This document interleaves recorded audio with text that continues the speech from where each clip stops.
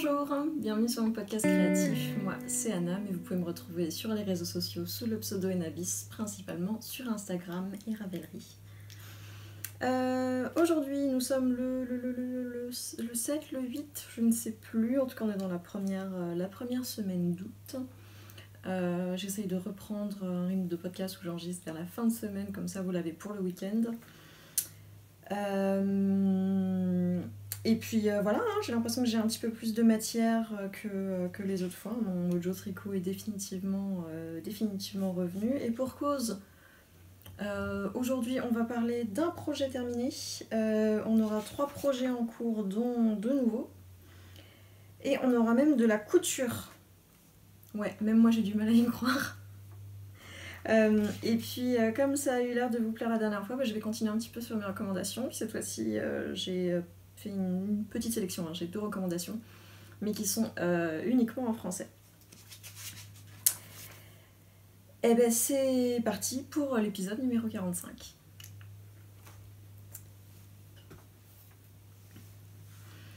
Mon projet terminé, il s'agit du Wishes Cardigan de Rory Locatelli, que j'ai tricoté dans la Merino 4ply de Sur la Rive côté laine dans le coloris Vendange tardive.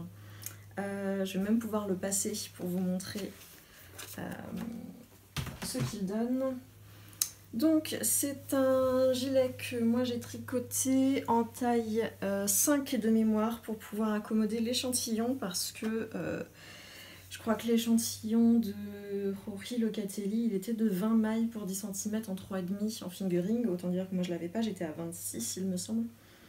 Donc j'ai fait une taille beaucoup plus grande, et comme je savais que j'aurais pas assez de laine pour faire la taille 5 en suivant exactement le patron, j'ai réduit les augmentations, puisqu'en fait c'est un gilet qui se commence donc dans le dos.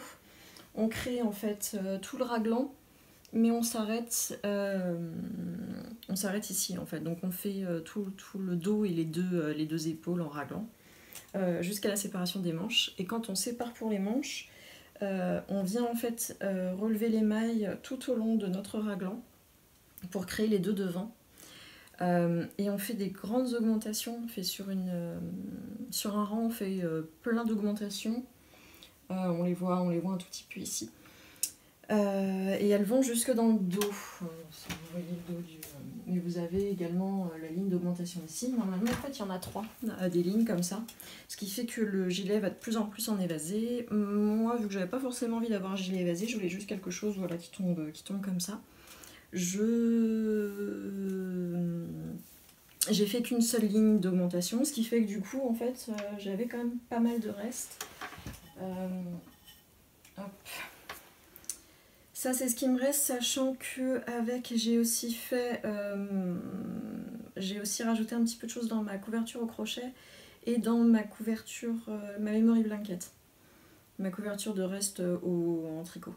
Donc avec 3 écheveaux, j'ai été largement bon.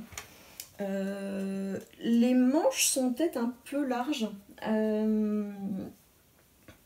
Si je le refais pour moi, et franchement c'est pas dit que je le refasse pas, peut-être que je ferai des manches un peu moins larges, parce que vous voyez là je trouve que ça c'est pas très heureux, mais après ça veut quand même dire que du coup je peux porter avec des choses un petit peu plus épaisses en dessous. Je vais l'enlever parce que du coup j'ai chaud. Qu'est-ce que je voulais dire de plus? Je l'ai fini très rapidement une fois que je suis passée à la méthode portugaise. Je vous avais déjà parlé de la méthode portugaise. Voilà, j'ai envie de l'avoir dans plein d'autres couleurs, parce que des petits gilets comme ça c'est toujours très pratique. Je suis toujours autant amoureuse de ce coloris Vendange tardive. Par contre, au moment du blocage, quand je l'ai mis à l'eau, il a énormément d'étain. Et en fait, j'ai eu beau le rincer, il continuait à dégorger. En le portant, moi j'ai rien eu sur la peau. Pareil, quand je l'ai tricoté, il n'a pas du tout d'étain sur mes mains. Mais par contre, au blocage, il y a un moment où je me suis dit bon bah tant pis, j'arrête, parce que je vais passer mon temps en fait à le rincer. Et ça va tout le temps continuer à dégorger. Donc j'ai envoyé un petit message à la teinturière. J'ai pas eu de réponse. Après c'est vrai que c'est le mois d'août, c'est les vacances. Donc je sais pas. En tout cas, si voilà au prochain lavage, je vois que ça fait la même chose, peut-être que je lui ferai un bain de vinaigre blanc, que je ferai un petit peu chauffer histoire de fixer. Mais en tout cas, malheureusement, voilà, quand on a des coloris qui sont vraiment sombres comme ça, je regarde juste si... Non, j'ai pas l'impression que ça ait beaucoup changé. On aura remarqué aussi que je n'ai pas alterné mes échevaux. Elle est où ma bande? Elle est là. Et puis également ça se voit au niveau des manches. J'ai décidé que moi j'allais m'en foutre parce que oui, donc ce podcast est un podcast à tendance vulgaire. Je dis des gros mots, il y a des gros mots qui sont affichés sur les murs. Si ça pose problème, eh bien je vais vous dire au revoir. Et voilà, j'ai décidé que j'allais pas faire toute une histoire de ce changement de bain. Je m'en suis rendu compte trop tard, j'avais la flemme d'alterner, donc j'ai dit tant pis. Et puis,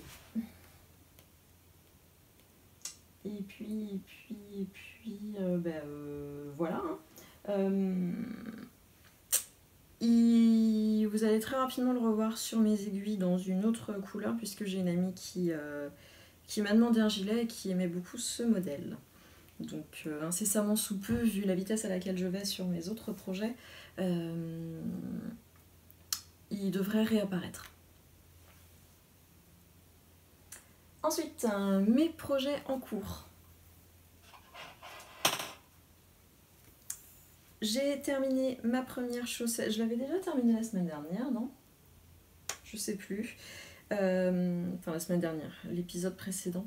Donc j'ai terminé ma première chaussette à la vanille dans la laine Zaberwool 100 de Chopol dans le coloris 2170. Donc c'est une laine en dégradé et j'ai utilisé la héritage de Cascadians. Le coloris c'est navy, bleu marine.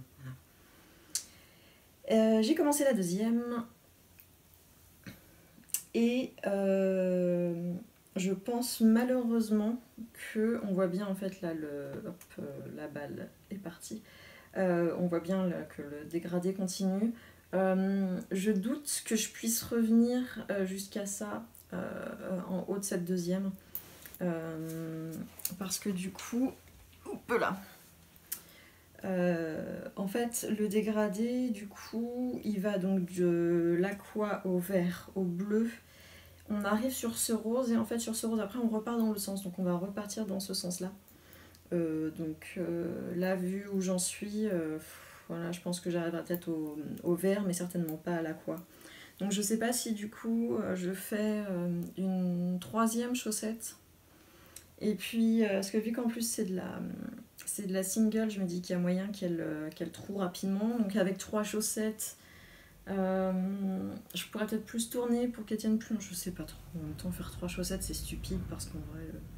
Autant en faire 4 du coup, mais je vais pas avoir envie de retricoter tout de suite cette laine là parce que j'en ai un petit peu marre. Comme c'est de la mèche, en fait, j'ai tendance à piquer dans le brin en fait, à la dédoubler. Et je m'en rends pas toujours compte et après ça fait des espèces de petites boucles. Alors là forcément maintenant que j'en parle j'arrive pas à trouver. Mais ça fait une petite boucle de laine qui dépasse et c'est pas très joli. Bon, voilà. C'est ma paire de chaussettes du moment. Elle m'enjaille pas plus que ça, hein, sinon je pense qu'elle aurait été terminée depuis longtemps. Et ensuite, on va parler de nouveaux projets. Alors tenez-vous bien. J'ai commencé, aujourd'hui donc on est jeudi, j'ai commencé ce pull mercredi dernier. Et voilà. Il s'agit du Fern & Feather de Jennifer Stengas que je tricote dans la 220 de Cascade Yarns, dans le coloris bleu marine et naturel je crois. Et que je tricote en 4 mm. Il est allé hyper vite. Probablement parce que je fais la plus petite taille. Alors il n'est pas pour moi, c'est une commande. Et c'est quelqu'un qui voulait un petit peu... On a globalement la même morphologie. Et c'est quelqu'un qui voulait un peu des anses négatives. Donc voilà. C'était un plaisir de tricoter ce yoke. Je l'ai tricoté en une journée et demie peut-être. J'ai les fils qui me rentrent dans le nez. J'ai dû le tricoter en une journée et demie, le yoke. Le motif est vraiment super chouette, très facile à suivre. Rien à redire. Hein. En fait, on commence, on monte, on fait quelques rangs. En fait, on a un col rouloté. Donc on fait juste quelques rangs de jersey, puis ensuite on attaque directement le jacquard. Et ensuite on vient faire des rangs raccourcis pour creuser un petit peu l'encolure sur le devant ou relever l'encolure derrière, comme vous voulez. Et puis comme n'importe quel top-down, on vient séparer pour les manches. Là j'ai fait tout le corps, il y a un petit peu il y a un très léger cintrage. Et là globalement je crois qu'il me reste vraiment un rang de côte à faire. Et puis après je vais rabattre, je pense que je vais faire un rabattage tubulaire, je vais essayer de le faire très très élastique. Mais je pense que ça rendra super bien dans cette laine. C'est la laine que j'avais déjà utilisée pour le... Ah, c'était quoi son nom? J'avais utilisé les mêmes coloris en plus. C'était aussi un modèle de Jennifer Sengas, je sais plus. Et la définition du point est géniale, donc il faut que je m'habitue à montrer les choses d'un peu plus près. Je trouve qu'au niveau du jacquard déjà ça rend très très bien, et même juste au niveau du point jersey, je sais pas à quel point vous allez bien pouvoir voir, mais la définition du point est vraiment très très chouette. Et je l'ai tricoté. Je l'ai pas vu, en fait, je l'ai pas vu filer quoi. Donc j'en suis très très contente. Encore les pelotes qui tombent. Hop. Et mon deuxième projet en cours, mon deuxième, enfin non, du coup c'est mon troisième projet en cours, mais c'est mon deuxième nouvel en cours. Il s'agit du Soil Sweater de Lynn Roy. Je vais vous montrer. Donc c'est un pull, pardon du coup j'ai mes aiguilles qui vont faire du bruit, le bruit des aiguilles.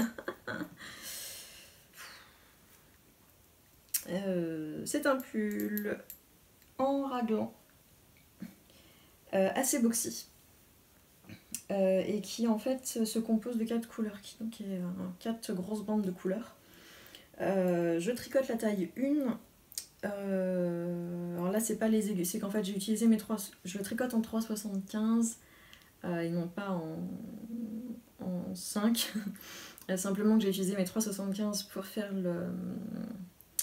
les côtes du Fern & Feather, et du coup pour pas perdre parce que j'ai pas d'embout sur mes aya aya, du coup j'ai mis mes plus grosses aiguilles, comme ça je sais qu'elles sortiront.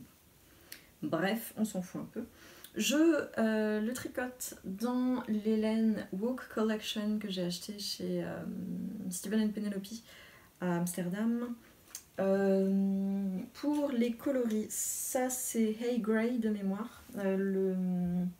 La base c'est la Cottage Merino, donc de Woke Collection. Ça c'est Hay Grey. Ensuite, je ferai ce vert qui est Moor.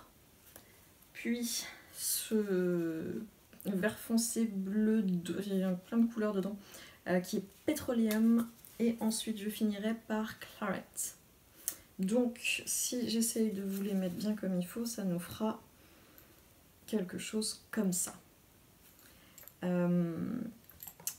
je dois avouer que j'ai quand même pas mal hâte d'en finir avec le raglan, parce que là, il faut être un minimum concentré pour pas rater les augmentations. Hein. Et puis là, je commence à avoir un sacré paquet de mailles sur les aiguilles. Et ouais, je sais que je l'ai emmené l'autre soir à Bière-Hélène. Et donc Bière Hélène pour les nouveaux arrivants. Bière Hélène, c'est notre groupe de tricot à Nantes. On se retrouve tous les mardis soirs, souvent à l'épicerie dans le quartier du Bouffet. À partir de 19h, il y a un groupe Facebook ainsi qu'un compte Instagram si vous voulez en savoir plus. Puis de temps en temps, on se retrouve aussi le samedi après-midi pour ceux qui ne peuvent pas forcément venir le mardi. Et c'est pas parce que ça s'appelle Bière Hélène que vous êtes obligé de boire de la bière. À vrai dire, on est même plus souvent majoritairement au soft parce que voilà. Enfin, ça dépend des jours. Cette semaine, on est tout à la bière. Bref, si vous avez envie de rencontrer des gens pour tricoter, n'hésitez pas à venir passer une petite soirée avec nous. Si vous êtes dans la région ou si vous êtes en vacances en ce moment dans le coin, tous les mardis soirs, nous, on est là. Et donc, pourquoi je parlais de Bière Hélène, c'est que je l'ai emmenée en fait à Bière Hélène et il y a un moment où j'ai dû arrêter parce que je faisais n'importe quoi avec mes augmentations et je sais que ce genre de raglan, si à un moment où on fait mal une augmentation, ça coupe la ligne et c'est pas beau. Donc voilà. Il me reste, il me semble, une dizaine de rangs à faire avant de pouvoir séparer pour les manches. Donc il va être vraiment loose. Voilà, je l'aime beaucoup. Concernant le patron, il me semble que j'avais des choses à vous dire. Oui, j'avais bien aimé. En fait, moi je m'en suis rendu compte après avoir acheté le patron, j'avais déjà la laine, etc. Dans le patron, en fait, la designer vous donne des conseils sur comment choisir vos couleurs. Donc de mémoire, il me semble que la première couleur, il faut que ce soit celle qui aille le mieux avec votre teint. Alors je suis pas sûre que ça ce soit exactement ce qu'il faut pour mon teint, mais bon, c'est une couleur que j'aime bien.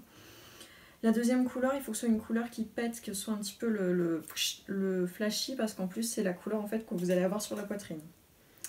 Ensuite, elle recommande pour la troisième couleur une couleur complémentaire à votre couleur pop, comme elle l'appelle.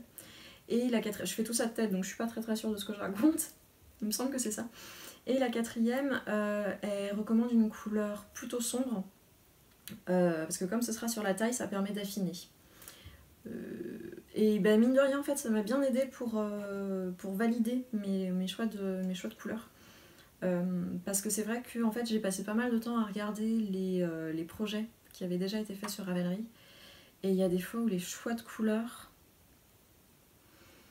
rendent pas hommage, on va dire, ni à la personne qui le porte, ni au patron, en fait, parce que c'est assez dépareillé. Après, voilà. Chacun tricote comme il veut et ce n'est que mon humble avis. Et en tout cas, j'ai bien apprécié que sur le patron, il y ait une petite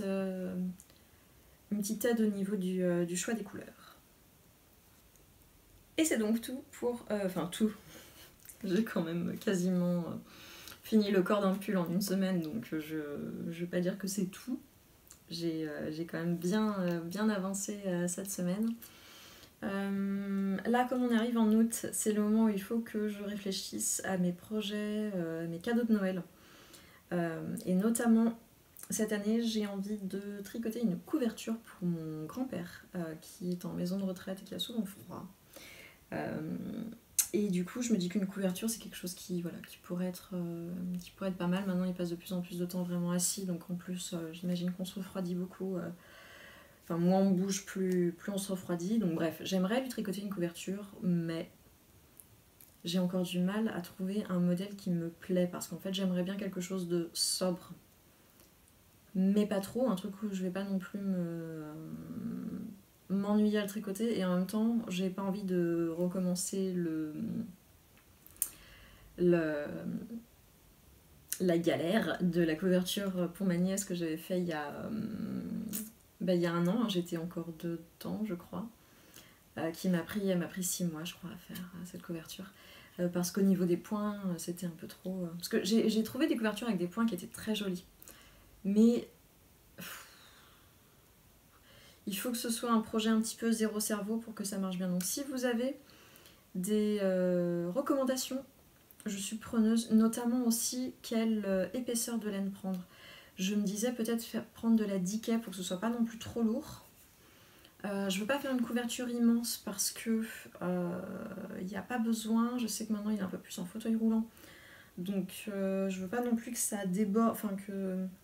Voilà, je veux vraiment quelque chose en fait qu'on puisse mettre sur les genoux, enfin sur les jambes quoi, mais qui prennent pas trop de place et qui soient pas trop lourdes.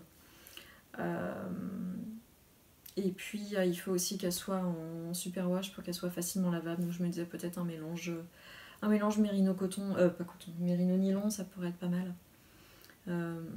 Je suis pas encore décidée pour la couleur, peut-être quelque chose dans des beiges ou des marrons. Probablement une couleur unie, mais voilà, il faut que je trouve le point en fait. Parce que j'ai pas forcément besoin d'un patron pour une couverture, ça reste relativement simple à faire si on fait quelque chose de simple. Mais le point quoi. Bon, je fais quelque chose en jersey avec une bordure intéressante, je sais pas. Je ne sais pas, je ne sais pas. Si vous avez des recommandations, si vous avez déjà tricoté des couvertures, non pas pour bébé, mais pour personnes âgées, j'aime pas le dire comme ça, mais voilà, je suis preneuse. Et d'autant plus un modèle qui soit relativement masculin ou neutre, quoi. Donc ça c'est mon projet, je sais qu'il faut que je le commence rapidement parce qu'il va me prendre plus de temps que n'importe quel autre projet, donc je sais que là il faut que d'ici la fin du mois je l'ai commencé. Donc c'est voilà, c'est la réflexion que j'ai en ce moment. Ensuite, on va passer à la partie couture, parce que la semaine dernière, je sais pas ce qui m'a appris. Enfin si, non, je sais ce qui m'a appris. Mon coloc est parti en vacances et du coup, j'avais l'appart pour moi toute seule et il y a un moment où je me suis dit, oh, je ferais bien de la couture. Et surtout, du coup, je me suis permise en fait de laisser tout en plan dans le salon parce que je savais que ça dérangerait personne en fait. Et du coup, ça a rendu le projet couture un peu plus facile à faire, d'autant plus que ça m'a pris 2 jours quand même. Parce que voilà, j'avais pas à tout ranger à chaque fois, etc. J'ai bien pu m'étaler sur le sol tout partout. Donc voilà, j'ai fait de la couture. J'ai fait un petit top que je vais peut-être mettre parce que là, il est pas très... on ne comprend pas trop comment il fonctionne, mais en gros c'est un crop top, voilà, avec quelque chose, enfin des liens qu'on noue dans le dos. J'avais en fait ce tissu qui est un cotonnade avec un coton très fin, avec du lurex j'imagine dedans. Enfin bref, les gens qui cousent sauront très bien ce que c'est parce que moi je suis assez nulle pour déterminer les... Je sais jamais comment on appelle les tissus. Enfin bref, on n'est pas là pour ça. Ce tissu, je l'avais acheté chez Henri et Henriette, qui, pour les gens qui ne sont pas de Nantes, Henri et Henriette, c'est une mercerie très très sympathique qui a ouvert à Nantes il y a...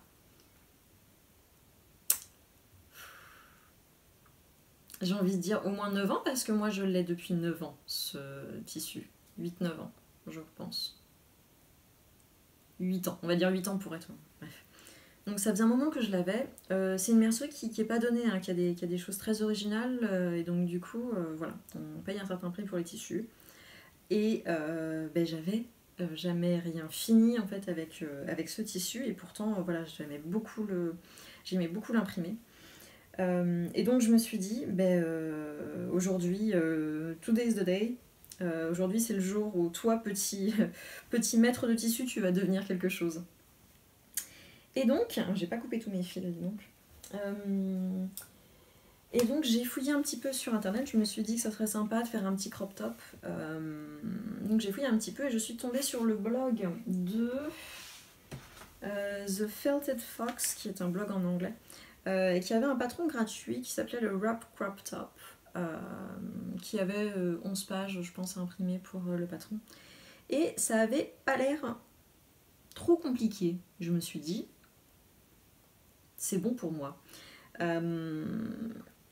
Je vais le passer. Non, je le passerai après. Et puis en plus voilà, comme ça c'est pas forcément un motif qui est hyper simple à porter. Je me suis dit qu'au moins si je le mets avec un jean ou j'ai des shorts taille haute, c'est sympa. Je me suis retrouvée face à plusieurs problèmes. Le premier problème, c'est qu'en fait, ce tissu, je ne sais pas si on va bien le voir, mais il est très très fin. Et il fallait donc que je le double, absolument, parce qu'il y avait un endroit où, là en fait, là il aurait été doublé, et du coup ça n'aurait pas été joli, parce qu'on aurait vu une partie plus opaque que le reste. Donc je me suis dit, il faut que je le double. J'ai cru que je pouvais être plus futée que le patron. Voilà, j'ai cru que je pouvais faire mieux, que je pouvais améliorer le patron de quelqu'un qui faisait de la couture depuis plusieurs années. Sachant que moi, je suis quand même une grosse novice en couture. L'erreur que j'ai faite, c'est que donc j'ai découpé toutes mes pièces et j'ai découpé dans ma doublure qui est du coup un petit coton blanc à pois rose. J'ai découpé des pièces la pièce du dos et la pièce du devant en plus. Et je me suis dit, normalement sur le patron, il faut poser des biais ensuite pour les finitions, à l'encolure et au niveau des emmanchures. Et je me suis dit, attends, si je couds directement en fait, ma doublure avec mon tissu extérieur, ça me fera des bords nets et j'aurai pas besoin de faire de poser de biais parce que le biais ça me faisait peur et je me disais que ça allait être moins beau au niveau des finitions. Et puis je me suis dit bah ouais, c'est une super idée. Donc j'ai commencé par ça. Et ensuite on nous dit qu'il faut assembler les épaules. Donc là où quand je suis arrivée à l'assemblage des épaules, je me suis dit j'ai fait une bêtise parce que du coup j'ai fait une comment ça s'appelle, couture à l'anglaise, ou en tout cas voilà, j'ai essayé de faire une couture la plus propre possible parce que je pouvais, même en cousant envers contre envers, voilà, j'ai essayé de faire au plus propre. Mais déjà, c'était pas super. J'aurais pu cacher ça avec le biais en fait. Et puis au moment où je suis arrivée aux bandes qui servent à nouer, je me suis rendu compte qu'en fait, elles faisaient également partie d'un bout de l'emmanchure. Ce qui faisait que autant là j'avais des manches qui étaient, enfin mon emmanchure pardon, qui était nette sous le biais, autant là j'avais un bord accru. Donc je me suis dit bon tant pis, il faudra mettre du biais de toute façon. Finalement ce que j'ai décidé c'est pour le moment de mettre du biais que sur les manches. Ouh là mon biais est très dégueulasse. Et pas au niveau de l'encolure. Je sais que c'est peut-être pas très orthodoxe comme façon de faire, mais de toute façon c'est un premier essai, hein, donc. Et puis il a fallu que je bidouille parce qu'en fait il a fallu en fait que je fasse un petit peu des pinces à ce niveau-là parce que sur moi c'est une taille unique le modèle. Et donc autant ça faisait un bon 36, donc ça allait, mais le problème c'est que j'ai pas une poitrine de 36, et donc du coup j'avais ici cet effet de... Ça baillait comme ça, donc j'ai bidouillé des pinces, d'ailleurs on voit encore mes traces de... mes marques en fait, parce que je ne l'ai pas encore lavé. Mais voilà, je vais le passer et je vais vous le montrer, comme ça on verra. Je vous montre avant l'intérieur qui est vachement moins beau parce que j'ai pas fait de finition sur voilà, sur ces bords là en fait. Je verrai de toute façon en fait la semaine prochaine, je vois ma maman, donc mon crop top va passer au contrôle qualité et puis peut-être qu'elle me récupérera un petit peu, si c'est récupérable, les trucs qui sont pas très beaux. En tout cas voilà, je vais le mettre pour vous montrer ce qu'il donne une fois porté. Hop.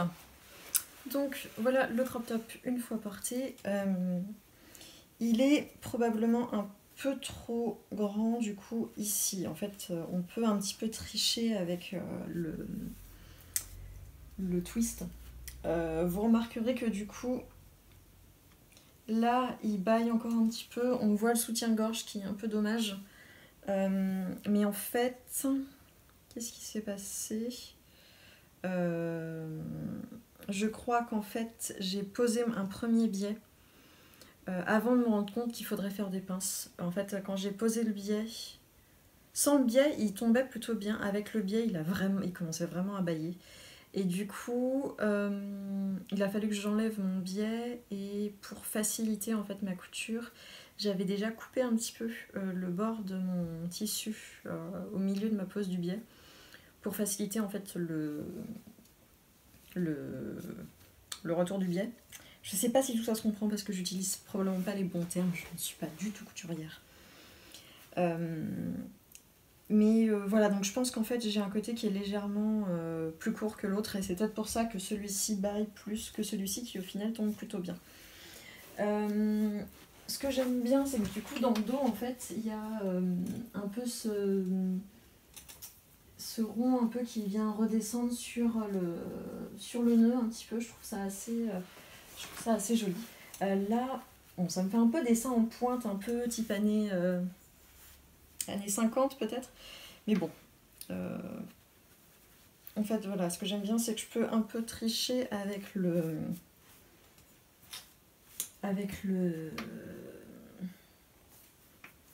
nœud.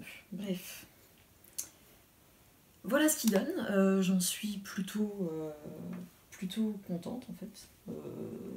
Avoir une deuxième version où je suivrai vraiment le patron, il faut que j'arrête de penser que je suis plus maligne que la personne qui fait les patrons. En tout cas, ce que j'ai appris beaucoup de choses en fait en faisant ce modèle. Premièrement, que je ne suis pas plus futée que le patron. J'ai appris comment faire des biais, comment poser un biais, mais aussi comment le faire, comment le faire dans des petites chutes de tissu, et puis surtout que le petit machin qui sert à faire des biais, c'est quand même plutôt utile parce que j'ai quand même un peu galéré à plier mon biais, à le repasser, etc. Mais bon. J'ai aussi quand même appris à bidouiller un patron à résoudre en fait des problèmes que je rencontrais parce que mon histoire de pince elle n'était pas dans le patron. Et puis faire des finitions à la main également. J'avais toujours eu très très peur des finitions à la main parce que donc moi comme vous savez ma maman coud beaucoup, elle est prof des métiers de la mode, donc elle fait les choses bien et notamment j'ai toujours beaucoup admiré ses points main parce que je trouve ça très beau à regarder et moi j'ai toujours été très très nulle en points main. Et puis en fait c'est vrai que ça fait un moment que je regarde les vidéos de Bernadette Banner, il me semble c'est son nom, qui est une américaine qui j'en ai peut-être déjà parlé sur le podcast, mais en tout cas c'est une américaine qui coud de façon historique. Et qui coud du coup énormément à la main, tout, c'est-à-dire qu'elle fait des robes entières uniquement à la main, et elle fait des gros plans de ses points, et en fait juste de la regarder faire comme ça m'a vachement, du coup ça a dû vachement m'apprendre parce que j'ai fait des finitions, en fait il y a des endroits où j'avais pas bien cousu mon biais, mais c'est sur l'envers. Notamment là où en fait voilà, j'ai pu rattraper un petit peu mes erreurs à la main et c'est joli. Donc peut-être que je suis un petit peu comment dire, réconciliée avec les points main peut-être depuis que je fais un petit peu de broderie, voilà, je ne sais pas, mais en tout cas j'ai appris plein de choses. Ça m'a permis aussi de régler ma machine à coudre qui était complètement la tension était complètement bas. Ça m'a permis de me forcer à régler ça, et du coup c'était très chouette et ça me donne envie de coudre plein d'autres choses, notamment des robes. J'ai très envie de coudre des robes, mais c'est tout un truc. Peut-être que je ferai ça la semaine prochaine chez maman puisque je descends passer une semaine chez ma maman. Ma maman a déménagé, elle est maintenant beaucoup plus loin de chez moi, mais beaucoup plus dans la campagne. Elle a une grande maison. Et donc j'y descends la semaine prochaine et je pense que ça va être une semaine de tricot, de couture, de balade et de... On entend le voisin qui tape là-haut. Et donc voilà. Et donc pour mes recommandations, cette semaine j'ai une recommandation pour une chaîne YouTube et pour un podcast. Les deux sont en français. La première, c'est la chaîne Syllabus, qui est une chaîne de vulgarisation scientifique. Et notamment, je voulais vraiment recommander, du coup, pour nos tricoteuses, sa vidéo sur pourquoi l'ourlet des t-shirts est-il indispensable. Pourquoi en fait on a des ourlets sur nos t-shirts. Donc évidemment, nous qui sommes un peu plus habitués au tissu et aux fibres, on sait pourquoi, parce que sinon ça roulotte. Mais en fait, est-ce qu'on sait pourquoi ça roulotte? Et c'est ça qui est super intéressant. Donc ça part de ça et ça va beaucoup plus loin. C'est souvent comme ça dans ces vidéos. En fait, elle commence par une question qui semble assez bête. Elle donne une explication et en fait, au fur et à mesure de ses recherches, elle ouvre en fait le sujet sur plein d'autres choses. Et donc c'est des petites vidéos qui durent peut-être 10 minutes. Que moi je trouve super intéressante, et notamment l'explication de pourquoi le jersey roulotte en fait. Je l'ai trouvé vraiment super intéressant, donc je vous le recommande et je vous recommande toute sa chaîne parce que voilà, la vulgarisation scientifique, enfin toutes les chaînes de vulgarisation, moi c'est des choses c'est des trucs qui me plaisent. Et ensuite un podcast que j'écoute énormément en ce moment. Peut-être pour ça que j'ai beaucoup tricoté du coup, parce que les podcasts durent en moyenne 1 heure, donc en fait je suis partie pour 1 heure de tricot et je me rends pas compte. Ce podcast s'appelle 2 heures de perdu. Alors, à chaque fois j'essaie de l'expliquer aux gens, j'ai du mal, donc je vais vous lire en fait leur explication, enfin leur introduction en fait au podcast. Donc 2 heures de perdu, c'est une bande d'autocardos avec des micros qui s'enfilent chaque semaine des films de l'enfer. Juste pour te faire patienter dans les transports ou te faire marrer sur ton vélo elliptique que t'assumes pas. 2 heures de perdu, c'est aussi la culture de l'à peu près et de l'information potentiellement fausse. Donc en fait, toutes les semaines, ils sont 4-5 à peu près, ça dépend des fois. Toutes les semaines, ils ont regardé un film qui est potentiellement un mauvais film. Parfois, il y en a des bons, parce qu'en fait, ce sont les auditeurs qui proposent les films. Mais en gros, avant l'émission, ils ont tous regardé le film et ensuite ils viennent en fait le décrire potentiellement scène après scène, mais en venant remarquer les incohérences de scénario, les trucs qui vont pas quoi en fait, les trucs qui font que c'est pas un bon film, de façon très très très très très très drôle. Là encore il y a de la vulgarité, hein, moi j'aime bien les gros mots. Donc voilà, si c'est pas votre truc, passez votre chemin. Mais moi je vous recommande vraiment en fait de commencer par un épisode d'un film que vous aimez bien ou que vous avez déjà vu. Ça aide quand même vachement à se marrer. Moi c'est quand ils disent vraiment de faire patienter dans les transports en commun, moi ça m'est arrivé d'éclater de rire dans le tram parce que juste je pouvais pas me contenir quoi, ils me font beaucoup trop rire. Donc voilà, si, il est probable que vous connaissiez déjà 2 heures de perdu, parce que c'est pas un petit podcast niche, hein, c'est quand même un des gros podcasts humoristiques français. Mais voilà, en tout cas moi je passe toujours un très bon moment avec eux. Ça me donne pas envie de voir les films dont ils parlent, mais c'est le but justement. Et puis voilà. C'est tout pour moi cette semaine. Il n'y aura pas de partie du bruit des aiguilles parce que même si j'éteins, ça me semblait un peu redondant par rapport à la semaine dernière. J'ai bien noté par contre vos retours sur à la fois le club chaussette qui a l'air de bien plaire. J'ai eu aussi quelques retours au niveau des mini, donc ça c'est cool. De toute façon, je parlerai, une fois que tout ça sera bien établi, j'en parlerai ici sur le podcast. Si vous souhaitez plus d'informations, je vous conseille aussi de me suivre sur YouTube, pas du tout, sur Instagram, donc à la fois mon compte perso, parce que c'est vrai que j'y mets... je suis un petit peu plus... comment dire instinctive, on va dire, sur mon compte perso, c'est-à-dire que je mets quand même pas mal de choses en story, je mets pas mal des essais de teinture, des machins. Sur le compte de la marque, Le Bruit des Aiguilles, je suis un petit peu plus carrée, donc c'est vrai que je vais moins, comment dire, montrer les coulisses un petit peu de la création, même s'il faudrait que je le fasse un peu plus. Euh, donc voilà, je vous conseille de me suivre sur les deux. C'est le meilleur moyen d'avoir toutes les infos.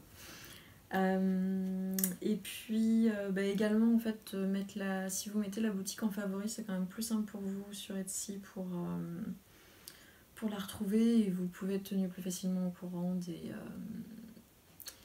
des ajouts de fiches produits, etc. Concernant le prochain podcast, j'essaierai peut-être, s'il y a matière de filmer sur mon lieu de vacances. Mais je promets rien en vrai. En tout cas, moi je vous souhaite un très bon week-end, une bonne semaine